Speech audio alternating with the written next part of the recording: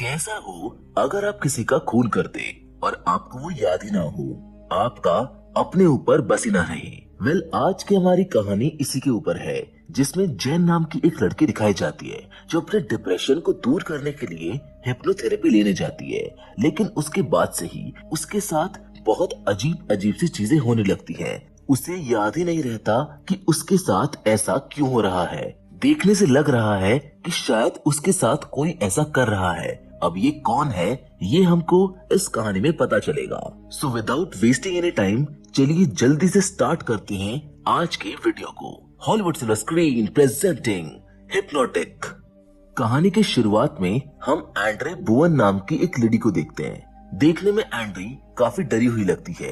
वो वेड नाम के एक डिटेक्टिव को कॉल करती है, लेकिन कॉल वॉइसमेल पर जाती है, जिसके बाद एंड्री जल्दी से लिफ्ट में भागने की कोशिश करती है। तभी उसके फोन पर अननोन नंबर से कॉल आता है। उस कॉल के फौरन बाद एंड्री को ऐसा लगता है कि लिफ्ट की दीवारें धीरे धीरे उसके करीब आकर उसको भींच रही हैं। वो जोर जोर से चिल्लाने लगती है। तभी हम जैन नाम की एक लड़की को देखते हैं जो अपनी बेस्ट फ्रेंड जीना के घर पार्टी पर आई होती है। उसको देखने से ये साफ पता चल रहा था कि वो किसी चीज के डिप्रेशन में है। पार्टी में जेन का एक्स बॉयफ्रेंड ब्रेन भी आया हुआ था। ये दोनों आपस में बात भी करते हैं। इसी बीच जीना जेन से कहती है कि उसको भी उसकी तरह एक अच्छे साइकाइट्रिस्ट के पास जाना चाहिए। वो उसको पार्टी में आए डॉक्टर कॉलिन से मिलवाती है। डॉक्टर कॉलिन एक साइकाइट्रिस्ट हैं। इन्होंने ही जीना को उसके डर से बाहर निकलने में मदद की थी, जिसकी वजह से अब उसके पास एक नौकरी, घर और सब कुछ है। लेकिन जेन को डॉक्टर कॉलिन से बात करने में ज्यादा इंटरेस्ट नहीं आता।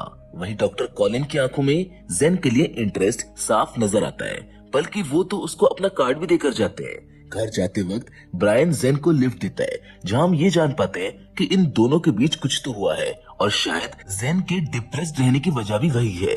अगले दिन जीना जेन से डॉक्टर कॉलिन के पास जाने को कहती है कि वो बहुत ही अच्छे साइकाइट्रिस्ट हैं, लेकिन जेन कहती है कि वो ठीक है, वो वहाँ पर क्यों जाए। जिस पर जीना गुस्से में कहती है कि तुम मुझसे झूठ नहीं बोल सकती, तुम हमेशा दुखी रहती हो, हर वक्त डिप्रेस्ड हो, ना ही तुम्हारे पास अभी कोई नौकरी है।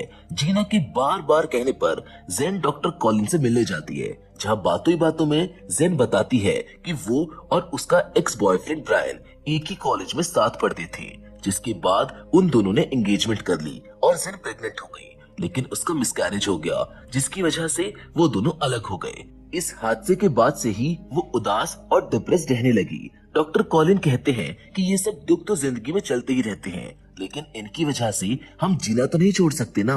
वो जेन को हिप्नोथेरेपी लेने को कहते हैं। शुरुआत में तो जेन उसके लिए मना करती है। वो कहती है कि वो अपने दिमाग का कंट्रोल किसी के भी हाथ में नहीं देना चाहती, जिस पर डॉक्टर कॉलिन बताते हैं कि तुम अपना कंट्रोल किसी के हाथ में नहीं दे रही हो। इस थेरेपी से तुम अपने सबकॉन्शियस माइंड को कंट्रोल कर सकती हो। इससे तुम अपने इमोशंस और अपने ऊपर कंट्रोल करना सीखोगी। डॉक्टर कॉलिन के समझाने पर वो हिप्नोथेरेपी के लिए मान जाती है, जिसके बाद डॉक्टर कॉलिन उसको सोफे पर लेटाकर सुला देते हैं। हिप्नोथेरेपी के दौरान जेन अपने आप को एक जंगल में पाती है। हिप्नोथेरेपी के बाद जेन को काफी अच्छा भी लगता है। देखते ही देखते 3 महीने गुजर जाते हैं। 3 महीने तक हिप्नोथेरेपी लेने की वजह से जेन को अब एक नौकरी भी मिल जाती है और वो काफी खुश है। लेकिन पता नहीं क्यों, जब से वो हिप्नोथेरेपी ले रही है, तब से ही वो अपने सपनों में खुद को और डॉक्टर कॉलिन को एक साथ सोते हुए देख पाती है, जो काफी अजीब है। इसीलिए कुछ हफ्तों से वो हिप्नोथेरेपी के लिए डॉक्टर कॉलिन के पास नहीं जा रही। एक दिन मॉल में डॉक्टर कॉलिन उसको अचानक मिल जाते हैं। दोनों साथ में डिनर करने लगते हैं, जहाँ डॉक्टर कॉलिन जेन से पूछते हैं कि उसने अब हिप्नोथेरेपी के लिए आना बंद क्यों कर दिया। जेन कहती है कि वो थोड़ा बिजी थी और उसने अब ब्रायन को इग्नोर करना शुरू कर दिया है, जिस पर डॉक्टर कॉलिन उसको ऐसा करने को मना करते हैं और कहते हैं कि उसको ब्रायन को अपने घर पर डिनर के लिए बुलाकर बात करनी चाहिए। जेन ऐसा ही करती है। वो ब्रायन से घर पर आने को कहती है और खुद डिनर का सामान लेने स्टोर पर जाती है, जहां उसके पास एक अननोन नंबर से कॉल आता है और उसके अगले ही पल वो अपने आप को अपने घर के डिनर टेबल पर बैठा देखती है। उसको कुछ कुछ याद है और समझ नहीं आता कि वो यहाँ पर कैसे आई। और तभी अचानक से उसको बाथरूम से किसी की आवाज आती है। वो जाकर देखती है तो उसका एक्स बॉयफ्रेंड ब्रायन वहाँ पर पड़ा हुआ चोक कर रहा था। दरअसल ब्रायन को तिलों यानी कि सेसेमी सीड से एलर्जी है और शायद उसके खाने में तिल थे। जेन फौरन उसको एलर्जी का इंजेक्शन देती है और उस रात ब्रायन के साथ ही अस्पताल में रुकती है क्योंकि इंजेक्शन देने से सिर्फ उसकी जान बची थी, पर उसकी हालत अभी भी काफी खराब है। अगले दिन जीना जेन से मिलने आती है और उससे पूछती है कि ये कैसे हुआ। जेन बताती है कि वो तो उसके और ब्रायन के लिए डिनर का सामान लेकर बाहर खड़ी थी और तभी उसके पास एक कॉल आया, जिसके अगले ही पल वो अपने घर पर थी जहाँ पर ब्रायन जमीन पर पड़ा हुआ था। उस टूर के बाद उसके साथ क्या हुआ उसको कुछ भी याद नहीं है। वो एक बार फिर डॉक्टर कॉलिन के पास हिप्नोथेरेपी लेने जाती है ताकि उसको कुछ सही लगे। उसी रात सपने में फिर से जेन डॉक्टर कॉलिन को अपने पास सोता हुआ देखती है, जिसकी वजह से उसकी आंखें खुल जाती है। वो पानी पीने किचन में जाती है जहां उसकी नजर स्टोर से लाए सामान की लिस्ट पर जाती है। उसमें सेसमी ऑयल भी था, लेकिन जेन कभी भी सेसमी ऑयल नहीं खरीदेगी क्योंकि वो जानती थी कि ब्रायन को उससे एलर्जी है। अब जेन अपने दिमाग पर जोर डालती है तो उसको थोड़ा थोड़ा याद आने लगता है कि स्टोर के बाहर उसके पास एक अननोन नंबर से कॉल आया था। उस आदमी की आवाज डॉक्टर कॉलिन की तरह लग रही थी। उस आदमी ने कॉल पर जेन से कुछ कहा, जिसके बाद वो अपने होश में नहीं थी। उसे ऐसा लग रहा था जैसे उसकी बॉडी पर किसी ने कब्जा कर लिया हो। उसे ये भी याद आता है कि उसने ही ब्रायन के खाने में सेसमी ऑयल मिलाया था, लेकिन वो अपने होश में कभी भी ऐसा नहीं कर सकती। उसे डॉक्टर कॉलिन पर शक होने लगता है। वो फौरन उसके बारे में इंटरनेट न्यूज रिपोर्ट्स और बाकी चीज में चेक करती है, जहाँ पर उसको पता चलता है कि कुछ लड़कियां जो डॉक्टर कॉलिन के पास हिप्नोथेरेपी लेती थी उन्हें भी यही प्रॉब्लम फेस करनी पड़ रही थी, जिसके बाद उनमें से कुछ लड़कियों की मौत हो गई, जिनमें से एक एंड्री बोवेन भी थी, जिसे हमने इस कहानी की शुरुआत में लिफ्ट के अंदर मरते हुए देखा था। रिपोर्ट्स के हिसाब से उसकी मौत हार्ट अटैक से हुई। जेन ये सारी बात जीना को बताती है, जिसके बाद ये दोनों पुलिस स्टेशन में डिटेक्टिव वेड से मिलते हैं। वो इनकी बात फौरन मान लेता है क्योंकि डिटेक्टिव वेड ही एंड्री बोवेन का केस संभाल रहे थे। वो बताता है कि एंड्री की मौत हुई तो हार्ट अटैक से ही है, लेकिन मरने से पहले उसको ऐसा लग रहा था जैसे कोई चीज उसको भींच रही हो, जिसकी वजह से उसको हार्ट अटैक आया। डिटेक्टिव वेड जेन को डॉक्टर कॉलिन के पास जाने को मना करते हैं। ये दोनों वहाँ से जाने लगती है। तभी जीना जेन को बताती है कि वो इस हफ्ते ही डॉक्टर कॉलिन से हिप्नोथेरेपी लेकर आई है। उसको अब डर लग रहा है, जिसके अगले दिन जेन एक प्लान बनाती है। वो अपने फोन के रिकॉर्डिंग ऑन करके डॉक्टर कॉलिन के पास जाती है ताकि वो हिप्नोथेरेपी के दौरान डॉक्टर कॉलिन की सारी बातें रिकॉर्ड कर सके, क्योंकि हिप्नोथेरेपी के दौरान वो उससे क्या बातें करता है वो उसको पता ही नहीं चलती। वो उस वक्त अपने होश में नहीं होती। डॉक्टर कॉलिन पूछते हैं कि वो आज यहाँ पर अचानक कैसे आ गई। जेन कहती है कि वो कुछ दिनों से परेशान है, इसलिए माइंड को रिलैक्स करने के लिए वो हिप्नोथेरेपी लेना चाहती है। और हिप्नोथेरेपी के बाद जब जेन अपनी कार में आकर फोन की रिकॉर्डिंग सुनती है तो इसमें कॉलिन हिप्नोथेरेपी के दौरान उससे ये पूछता है कि वो यहाँ आज अचानक क्या करने आई है। जेन कॉलिन को सब कुछ बता देती है क्योंकि उस वक्त वो हिप्नोटाइज थी। वो बताती है कि वो आज उसकी रिकॉर्डिंग करने यहाँ पर आई है क्योंकि अब उसे उस पर भरोसा नहीं रहा और उसे एंड्री बोवन के बारे में भी पता चल चुका है कि उसे तुमने मारा। इसीलिए वो पुलिस स्टेशन जीना के साथ उसकी रिपोर्ट करने भी गई थी। ये रिकॉर्डिंग सुनकर जेन के होश उड़ जाते हैं। उसका ये रिकॉर्डिंग का प्लान उस पर ही भारी पड़ जाता है क्योंकि कॉलिन को अब पता चल चुका है कि जीना और उसे कॉलिन के बारे में सब पता है। वो फौरन जीना को सतर्क होने के लिए फोन करती है, लेकिन उससे पहले ही जीना के पास कॉलिन का फोन आ जाता है। वो उसे ये कहता है कि this is how world ends, और ऐसा कहते ही जीना अपने होश में नहीं रहती। उसे अपने ऊपर ना होते हुए भी स्पाइडर दिखने लगती है, जिसकी वजह से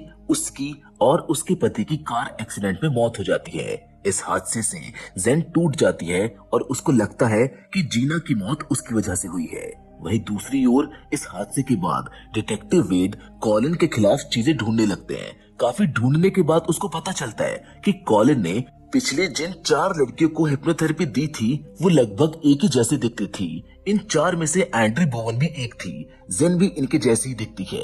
अब इसके पीछे क्या कारण है उसको पता करने डिटेक्टिव वेड सीधा कॉलिन के ऑफिस जाते हैं और उसको धमकी देते हुए ये कहते हैं कि ऐसा कैसे हो सकता है कि जो भी लड़की तुम्हारे पास हिप्नोथेरेपी लेने के लिए आती है उसकी कुछ दिनों बाद मौत हो जाती है और वो सब लगभग एक ही जैसी दिखती हैं। कॉलिन डिटेक्टिव वेड को कुछ जवाब ही नहीं देता। उसी रात डिटेक्टिव वेड जेन के घर आकर उसको सतर्क रहने को कहते हैं। वो कहते हैं कि जेन किसी भी अननोन नंबर से कॉल मत उठाना और ना ही किसी से बाहर मिलने जाना, वो जल्द ही कॉलिन को पकड़ लेगा। पर वेड के जाते ही कॉलिन जेन के घर में जबरदस्ती घुस जाता है। वो जेन को स्टॉप कहता है और उसके ऐसा कहते ही जेन एक जगह पर बिना हिले खड़ी हो जाती है। वो चाहकर भी अपने आप को हिला नहीं पाती। जेन पूरी तरह से कॉलिन के हिप्नोसिस के बस में थी। कॉलिन जेन से कहता है कि तुम्हें मुझसे डरने की कोई जरूरत नहीं है, मैं ये सब तुम्हारे लिए ही कर रहा हूँ। लेकिन अब वो डिटेक्टिव वेड तुम्हारे और मेरे बीच में आ रहा है, मैं उसको भी जीना की तरह मार दूंगा। कॉलिन जेन को रिलैक्स बोलकर वहाँ से चला जाता है और रिलैक्स कहते ही जेन जमीन पर गिर जाती है और फौरन वेड को फोन लगाने की कोशिश करती है ताकि वो उसको बता सके कि कॉलिन उसको मारने वाला है। उसी वक्त हम वेड के घर पर एक लड़की को देखते हैं जो उसको मारने आई है। ये लड़की कोई और नहीं बल्कि कॉलिन की ही एक पेशेंट होती है। वो चाकू से वेड के पेट को जख्मी कर देती है, पर तभी वेड एक बॉक्स से उसको बेहोश कर देता है। अगले दिन हम वेड को अस्पताल में देखते हैं जहाँ उससे मिलने जेन आती है और वेड को सब बता देती है कि कैसे कॉलिन जबरदस्ती उसके घर आया और उसने वेड को मारने की बात करी। इसी बीच जेन के दिमाग में एक आइडिया आता है कि शायद कोई और दूसरा हिप्नोथेरेपिस्ट उसके इस बारे में कुछ मदद कर सके। वो उसको हिप्नोटाइज करके ये पता लगा सके कि कॉलिन ने उसके दिमाग के साथ क्या किया है। जेन एक हिप्नोथेरेपिस्ट के पास जाकर उसको सब बताती है। वो हिप्नोथेरेपिस्ट उसकी मदद करने के लिए राजी हो जाती है, लेकिन जैसे ही वो उसको हिप्नोटाइज करती है वैसे ही जेन की सांसें रुकने लगती है। ऐसा लगता है कि जैसे उसका किसी ने गला दबा दिया हो। वो लेडी फौरन उसको होश मिलाती है और कहती है कि वो इस चीज में उसकी कोई मदद नहीं कर सकती क्योंकि कॉलिन ने उसके दिमाग में एक फेल सेफ मैकेनिज्म को डाल रखा है ताकि कोई और उसके दिमाग को ना ही पढ़ सके और ना ही उसमें जा सके। उसने उसके दिमाग में कई सारे ट्रिगर पॉइंट्स भी डाले हैं जिनको बोलने से जेन उसकी बस में हो जाएगी। ये हिप्नोथेरेपिस्ट जेन के दिमाग में अपना एक फेल सेफ मैकेनिज्म डाल देती है ताकि समय आने पर वो उसकी मदद कर सके। अब हम देखते हैं कि जब जेन इस लेडी के हिप्नोसिस में थी तब उसको एक घर का एड्रेस दिखाई दिया था। वो उस एड्रेस के घर को गूगल पर ढूंढने लगती है। काफी ढूंढने पर वो घर मिल जाता है जो किसी जेवियर सलीवन का है। गूगल करने पर पता चलता है कि जेवियर सलीवन एक साइकाइट्रिस्ट है जो 1960 के दौरान पुलिस के साथ मिलकर काम करके लोगों के दिमाग में फेक मेमोरीज डालते थे।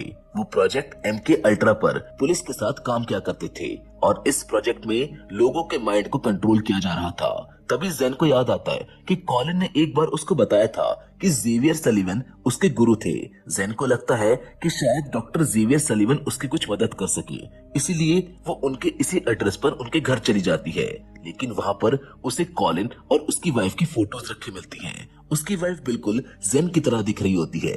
तभी कॉलिन जेन के सामने आ जाता है। वो बताता है कि जेवियर सलीवन उसके डैड थे जो अब इस दुनिया में नहीं रहे। कुछ साल पहले उसकी वाइफ की भी मौत हो गई और तब से ही वो हर उस लड़की को अपना बनाने की कोशिश में लग जाता है जो उसकी वाइफ की तरह दिखती है या फिर स्मेल करती है। पहले जो लड़कियां मिली वो बिल्कुल उसकी वाइफ की तरह नहीं थी, लेकिन कॉलिन के हिसाब से जेन बिल्कुल उसकी वाइफ की तरह ही है। वो उसी की तरह चलती है, स्मेल करती है और उसी की तरह दिखाई भी देती है। जेन भागने की कोशिश करती है लेकिन कॉलिन उसको सो जाने को कहता है और उसके कहते ही वो सो भी जाती है। वहीं अस्पताल में डिटेक्टिव वेड के पास जेन का फोन आता है। वो बताती है कि कॉलिन ने उसे अपने ऑफिस में बंद कर रखा है, प्लीज उसको बचाने जल्दी आओ।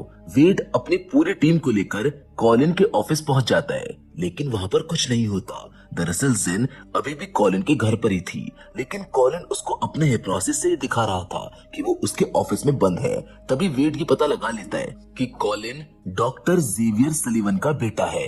वो फौरन डॉक्टर जेवियर सलीवन के घर की लोकेशन लेकर उसके घर आता है जो असल में कॉलिन का घर है। वही घर के अंदर कॉलिन जेन को अपनी वाइफ की तरह सजा रहा है क्योंकि वो आज उसके साथ शादी करने वाला है। जेन चाहकर भी अपनी बॉडी को हिला नहीं पाती। तभी उसे ध्यान आता है कि ये रूम तो उसने अपने सपनों में देखा था, जिस पर कॉलिन बताता है कि वो कोई सपने नहीं थे, वो मेरी वाइफ की मेमोरीज थी।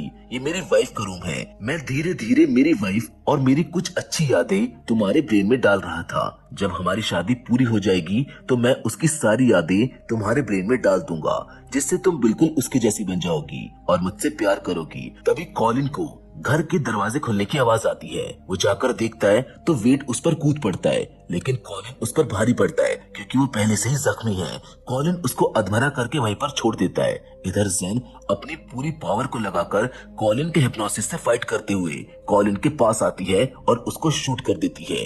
अगले ही पल जब उसको होश आता है तो वो डिटेक्टिव वेड की गोद में होती है। वेड जेन से कहता है कि तुम्हारे शूट करने से कॉलिन मारा गया और अब फिक्र करने की कोई बात नहीं है मेरी जान। मेरी जान शब्द सुनते ही जेन हिप्नोसिस से बाहर आती है और हमको वो सीन दिखाया जाता है जहाँ जेन एक दूसरी हिप्नोथेरेपिस्ट से मिलने गई थी। उसने जेन के दिमाग में अपना एक फेल सेफ मैकेनिज्म डाला था। उसके हिसाब से जब भी कॉलिन उसको मेरी जान कहकर बुलाएगा तो वो उसके हिप्नोसिस से फौरन रियल वर्ल्ड में आ जाएगी। होश में आते ही जेन देखती है कि वो वेड की नहीं कॉलिन की गोद में है और वो ही उसको ये सब गलत चीजें दिखा रहा था। वो कॉलिन पर हमला करके वेड के पास आती है जो बहुत बुरी तरह से जख्मी पड़ा है, जिसको वेड कहता है कि मेरे पैर के पास एक गन है। जेन फौरन उस गन को निकालती है और कॉलिन को शूट करके मार डालती है। कॉलिन के मरते ही यहाँ पर एम्बुलेंस आती है और ये दोनों बच जाते हैं, जिसके बाद अब हमको कुछ समय आगे का सीन दिखाया जाता है जहाँ अब जेन अपनी जॉब के साथ काफी सक्सेसफुल और खुश है। लेकिन अभी तक उसके एक्स बॉयफ्रेंड ब्रायन को होश नहीं आया है, जिसके साथ ये कहानी यहीं पर खत्म हो जाती है। हम उम्मीद करते हैं कि आपको ये कहानी पसंद आई होगी। वेल, ये हिप्नोटिज्म और ये ट्रिगर वर्ड सच में सच्चाई है।